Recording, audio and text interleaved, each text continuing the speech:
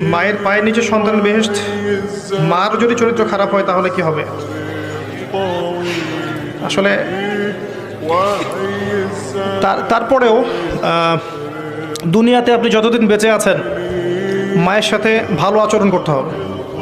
আপনার মায়ের চরিত্র খারাপই হোক আর মা কাফেরই হোক না কেন, আপনাকে তার হকটা আদায় করতে হবে।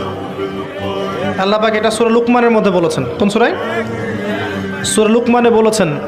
লুকমান হাকিমের উপদেশগুলোর মধ্যে একটাতে আছে, ওয়াইন জাহাদাকা আন তুশরিকা বিমা লাইসা লাকা বিহি ইলম ফালা তুতিউহুমা।